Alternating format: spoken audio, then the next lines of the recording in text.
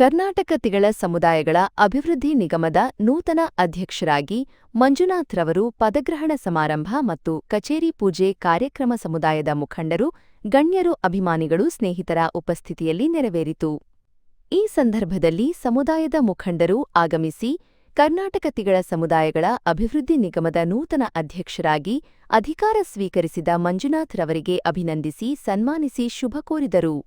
ಈ ನಿಗಮದ ಮೂಲಕ ಜನಾಂಗದ ಸರ್ವತೋಮುಖ ಅಭಿವೃದ್ಧಿಗೆ ಎಲ್ಲ ತಿಗಳ ಸಮುದಾಯದ ಎಲ್ಲ ಉಪಜಾತಿಗಳನ್ನು, ಉಪ ಪಂಗಡಗಳನ್ನು ಸೇರಿಸ್ಕೊಂಡು ಜೊತೆಯಲ್ಲಿ ಕರ್ಕೊಂಡೋಗಿ ಸರ್ಕಾರದಿಂದ ಸಿಗುವ ಸವಲತ್ತುಗಳನ್ನು ಕಟ್ಟ ಕಡೆಯ ಸಂವಿಧಾನದ ಫಲಾನುಭವಿ ಕೊಡಬೇಕು ಅನ್ನೋ ಒಂದು ಉದ್ದೇಶದಿಂದ ಮಾಡಿದ್ದಾರೆ. ಹಾಗೆ ಸರ್ಕಾರ ನನ್ನನ್ನು ಚೇರ್ಮನ್ ಆಗಿ ಅಧ್ಯಕ್ಷರಾಗಿ ಆಯ್ಕೆ ಮಾಡಿದ್ದಾರೆ.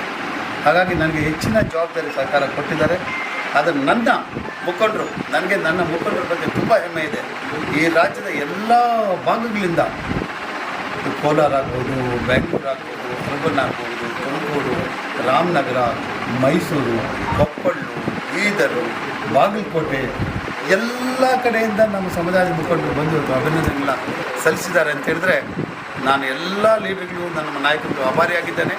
ಅವ್ರು ಸಲ್ಲಿಸತಕ್ಕಂಥ ಅಭಿನಂದನೆಗಳನ್ನ ಅತ್ಯಂತ ದೊಡ್ಡ ಜವಾಬ್ದಾರಿಯಿಂದ ಸ್ವೀಕರಿಸಿ ನನ್ನ ಕೈಲಾದ ಪ್ರಾಮಾಣಿಕ ಸೇವೆಯನ್ನು ಸಮುದಾಯದ ಅಭಿವೃದ್ಧಿಗೆ ನಾನು ಮಾಡ್ತೇನೆ. ಸರ್, ಪ್ರಥಮವಾಗಿ ತಮ್ಮ ಆಸೆ ಸಮುದಾಯಕ್ಕಿಂತದೇ ಒಂದು ಅಭಿವೃದ್ಧಿ ಮಾಡಿ ಹೋಗಬೇಕು ನನ್ನ ಅವಧಿನಲ್ಲಿ ಅನ್ನೋದೇನೋ ಕನಸಿದೆಯಾ ಸರ್? ವಿಶೇಷವಾಗಿ ನಮ್ಮ ಸಮುದಾಯದಲ್ಲಿ ಏನಪ್ಪ ಅಂತ ಹೇಳಿದ್ರೆ, ಏನಾದರೂ ವಿದ್ಯಾಸಂಸ್ಥೆಗಳಿಗೆ ವಿದ್ಯಾರ್ಜನೆಗೆ ಅತ್ಯಂತ ಹೆಚ್ಚಿನ ಬೆಲೆ ಕೊಡಬೇಕು ಅಂತ ನನ್ನ ಮನಸ್ಸಲ್ಲಿ ಇದೆ. ಹಾಗಾಗಿ ವಿದ್ಯೆ ಕೊಡಲಿಕ್ಕಾಗಿ ವಿದೇಶದಲ್ಲಿ ಉನ್ನತ ವ್ಯಾಸಂಗಾಗಿ ಮಾಡಲಿ ಮಕ್ಕಳಿಗಾಗಲಿ ಮತ್ತು ಇಲ್ಲಿ ಪ್ರೊಫೆಷನಲ್ ಕೋರ್ಸಸ್ ಸ್ಟಡಿಯೋ ಓದಕ್ಕಂಥ ವಿದ್ಯಾರ್ಥಿಗಳಿಗೆ ಹೆಚ್ಚಿನದಾಗಿ ಪ್ರೋತ್ಸಾಹವನ್ನು ಕೊಡಬೇಕು. ಉಳಿದ ಯೋಜನೆಗಳ ಸಾಮಾನ್ಯ ಯೋಜನೆಗಳು ಕೊಡ್ತೀವಿ. ವಿಶೇಷವಾಗಿ ವಿದ್ಯಾರ್ಜನೆಗೆ ಒತ್ತು ಕೊಡಬೇಕು ಅನ್ನೋದು ನನ್ನ ಆಸೆ.